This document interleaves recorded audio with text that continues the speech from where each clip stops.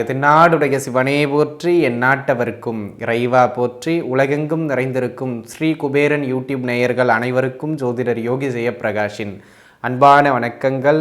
அன்பு நண்பர்களே, தற்பொழுது நாம் பார்க்க இருப்பது என்னவென்றால் புத்தாண்டு ராசி பலன்கள்.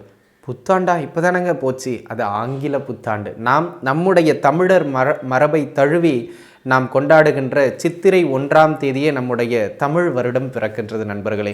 அந்த வகையில் தமிழ் வருட பிறப்பு ராசி பலன்கள், ஓராண்டுக்கான பலன்கள், இந்த சித்திரையிலிருந்து பங்குனி மாதம் வரையிலும், அடுத்த பங்குனி வரையிலும் 2023 சித்திரையிலிருந்து 12 மாதங்கள் உங்களுக்கு எப்படி அமையப் போகின்றது என்பதனை பார்க்க இருக்கின்றோம். அன்பு நண்பர்களே, அதற்கு முன்பாக இந்த வருடம் பார்த்தீர்கள் என்று சொன்னால், பொதுவாகவே நம்முடைய தமிழ் முறைப்படி பஞ்சாங்கங்களில் 60 விதமான பெயர்கள் வழங்கப்பட்டிருக்கின்றது. ஒவ்வொரு ஆண்டுக்கும் ஒரு பெயரினை வைத்து அந்த பெயர் கொண்ட ஆண்டு இன்ன தன்மையோடு அமையும் என இடைக்காட சித்தர் நமக்கு பாடல்களை எல்லாம் கொடுத்து சென்றிருக்கின்றார். அந்த வகையில் இந்த ஆண்டு பார்த்தீர்கள் என்று சொன்னால் 37வது ஆண்டு நண்பர்களே. இந்த 37வது ஆண்டின் பெயர் சோபகிருது வருடம் எனப்படும். அது என்னங்க சோபகிருது? கிருது என்றால் செயல், செய்கை என்று பொருள். சோப என்றால் மங்களகரமான அல்லது மங்களம் என்று பொருள்.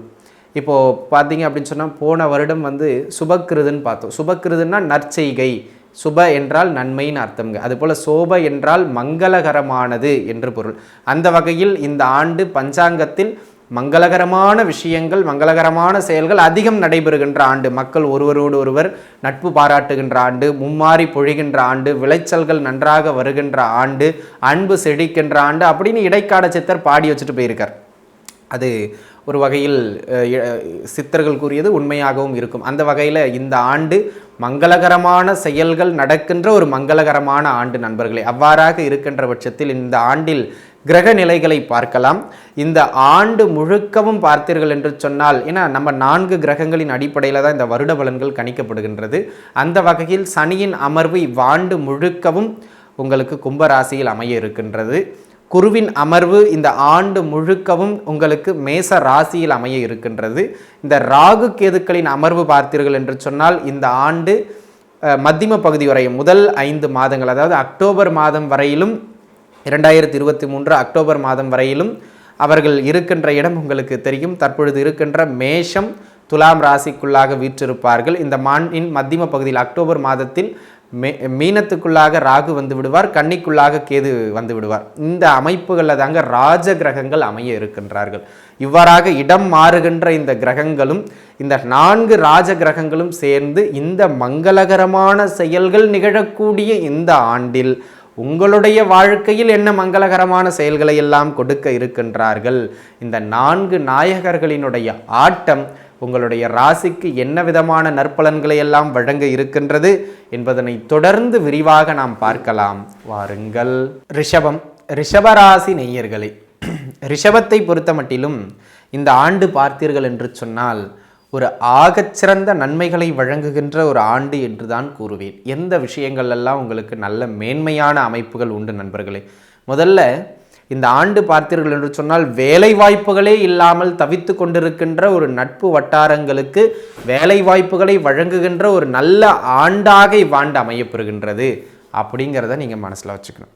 2வதாக பார்த்தீர்கள் என்று சொன்னால், தொழில் ரீதியாக இந்த ஆண்டு அழுத்தம் உண்டு, அதில் மாற்று கருத்து கிடையாது. ஏனென்றால் 10ஆம் இடத்தில் ரிஷபராசினியர்களுக்கு சனி அமைய பெற்றிருக்கின்றார். ஆனாலும் உங்களுடைய உழைப்புக்கு ஏற்ப தொழில் சார்ந்த அங்கீகாரம், தொழில் சார்ந்த வருமானத்தையும் அவர் வழங்கியே தீர்வார், அதில் மாற்று கருத்து கிடையாது. புரியுதுன்னு நினைக்கிறேன். ஆக அன்பு நண்பர்களே, இந்த காலகட்டத்தை பொறுத்த மட்டிலும் இது ஆகச்சிறந்த ஒரு நல்ல ஆண்டாக ரிஷபராசி நேயர்களுக்கு தொழில் சார்ந்து அமையப்பெறுகின்றது. உழைங்க. இந்த ஆண்டு நீங்கள் எந்த அளவுக்கு கடுமையாக உழைக்கப் போகின்றீர்களோ, எந்த அளவு முயற்சிகளை எடுக்கப் போகின்றீர்களோ, அந்த அளவுக்கு லாபங்களை அடைய போகின்றீர்கள் நண்பர்களே. அதுவும் இந்த ஆண்டினுடைய பிற்பகுதி தொழில் சார்ந்த அபரிமிதமான பொருளாதார வளர்ச்சியை வழங்குகின்ற ஒரு உன்னதமான ஆண்டாக அமையப்பெறுகின்றது. அப்படிங்கிறதுல எவ்விதமான ஐயப்பாடும் மாற்றமும் கிடையாது. நீங்கள் இறங்கி வேலை செய்யணும், அவ்வளவுதான். கையில் நல்ல காசு புழக்கம் இருக்கும், நல்ல பொருளாதார வளர்ச்சியை அடைவீர்கள். ஆகச்சிறந்த ஒரு அற்புதமான ஆண்டு, அதில் எந்த விதமான மாற்றமும் கிடையாது. அடுத்ததாக வெளிநாட்டு வேலையை தன்னுடைய வாழ்நாளின் கனவாக வைத்து கொண்டிருக்கின்ற எனது அருமை சகோதர சகோதரிகளுக்கு இவ்வாண்டு வேலைக்காக, படிப்புக்காக, ஏதோ ஒன்றுத்துக்காக வெளிநாடு போகணும், என் தாய் தேசம் அத்தனை அளவு தகுதியான தேசம் இல்லை அப்படின்னு யாரெல்லாம் நினச்சிக்கிட்டு வெளி தேசத்தை மேன்மைப்பட்ட தேசம்னு நினச்சிக்கிட்டு இருக்கீங்களோ அவங்களுக்கு அன்பு நண்பர்களே, இந்த காலகட்டம் உங்களுக்கு வெளிநாடு வாய்ப்புகளை ஏற்படுத்தி கொடுக்கக்கூடிய ஒரு மிகச்சிறப்பான காலகட்டமாக அமையப்பெறுகின்றது. ஆக ரிஷப ராசி நேயர்களுக்கு இந்த ஆண்டு வெளிநாட்டு வாழ்க்கை மிக சிறப்பானதாக அமையும். வெளிநாட்டு வாழ்க்கைக்கான வாய்ப்பும் மிக சிறப்பானதாக அமையும். ஏற்கனவே வெளிநாடுகளில் வாழ்ந்துகிட்டு இருக்கவங்களுக்கு அங்கேயே நிரந்தரமாக தங்குவதற்கான குடியுரிமைக்கான நிரந்தர குடியுரிமைக்கான ஒரு அங்கீகாரமும் ஒரு உறுதித்தன்மையும் கிடைக்கும். அந்த மாதிரியான ஒரு காலகட்டமாக இந்த காலகட்டம் அமையப்பெறுகின்றது. அதே போல் அன்பு நண்பர்களே, இந்த காலகட்டத்தை பொறுத்த மட்டிலும் இந்த திடீர் பண வரவு என்பதனை போல திடீர் பொருளாதார வரவுகள், பொருளாதார வளர்ச்சிகள் இந்த ஆண்டினுடைய பிற்பகுதியில் உங்களுக்கு கிடைக்கும். எதிர்பார்க்காம இல்லை, நீங்கள் உழைச்சிருப்பீங்க, உங்கள் உழைப்புக்கு லேட்டாக வருமானம் வரும், அதான் நீங்கள் எதிர்பார்க்காத நேரத்தில் வரும். அதான் ஹைலைட்டாங்க. நீங்கள் நெருக்கடியில் சிக்கும்போது ஒரு பண வரவு வந்து உங்களை காப்பாற்றிடும். அக்டோபரில் இருந்து நல்ல பண வளர்ச்சி ஒரு 5-6 மாதத்துக்கு சிறப்பாக இருப்பீங்க. தொழில் வியாபாரத்தில் நன்றாக இருப்பீர்கள். உத்தியோகத்தில் ப்ரமோஷன், உயரதிகாரியின் பாராட்டுதல், நீங்களே உயரதிகாரி ஆகிறது, சம்பள உயர்வுன்னு அப்படியே முன்னேறி போய்கிட்டே இருப்பீங்க சார். அந்த அளவுக்கு ஒரு நல்ல காலகட்டமாக இந்த காலகட்டம் அமைகின்றது. அக்டோபர் மாதத்திற்கு பிறகிலிருந்து திருமண முயற்சிகளிலெல்லாம் நல்ல வெற்றிகளை ஏற்படுத்தி கொடுக்கக்கூடிய ஒரு உன்னதமான காலகட்டமாக இந்த காலகட்டம் அமையப்பெறுகின்றது.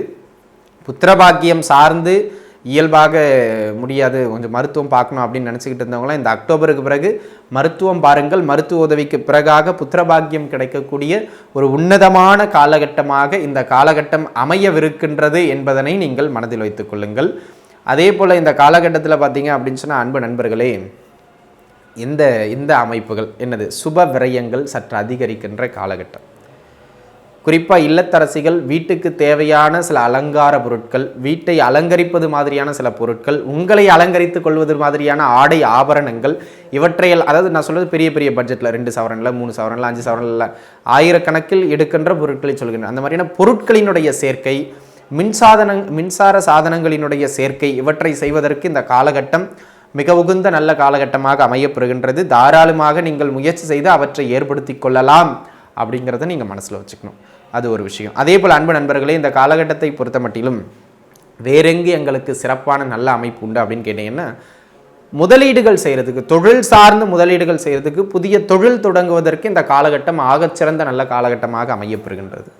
கணவன் மனைவிக்கிடையே இருந்து வந்த சண்டை சச்சரவுகள் எல்லாம் கட்டுக்குள் வருகின்ற காலகட்டமாக அமையப்பெறுகின்றது.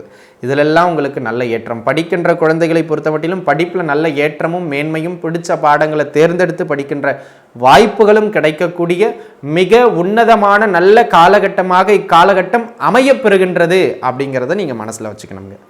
அந்த வகையில் அன்பு நண்பர்களே, இந்த ஆண்டு சகலத்திலும் நல்ல ஏற்றங்களையும் சகலத்திலும் நல்ல மேன்மைகளையும் பெற்று கொடுக்க போகின்ற மிக உன்னதமான நல்ல ஆண்டாக அமையப்பெறுகின்றது அப்படிங்கிறத மறந்து விடாதீர்கள் நண்பர்களே. சரி, எங்கேயாவது கவனமாக இருக்கணுமா? நிச்சயமாக இந்த ஆண்டினுடைய, இப்போ நான் சொல்கிறேன், இந்த கவனமாக இருக்கணுங்கிறது இந்த ஆண்டினுடைய முதல் 5 மாதம், அக்டோபர் மாதம் வரையும், ஏப்ரல் டு அக்டோபர் அப்படி வச்சுக்கோங்க. ஏப்ரல் பிற்பகுதியிலிருந்து அக்டோபர் வரையும் என்ன அப்படின்னு கேட்டிங்கன்னா அன்பு நண்பர்களே, அதிக செலவுகள், அதில் கொஞ்சம் கட்டுப்பாடு இல்லாத செலவுகள், ஆடம்பர செலவுகள் அதிகரிச்சிடும் இந்த ஆண்டினுடைய முதல் 5 மாதம்.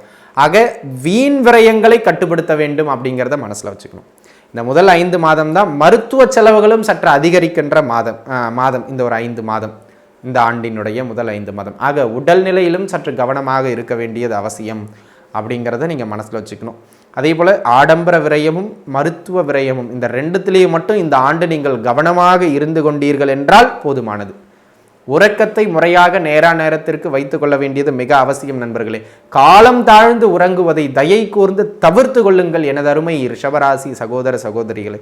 இல்லை என்றால் அதுவே உங்களுடைய உடல் உபத்திரவங்களை பெரிது செய்துவிடும்.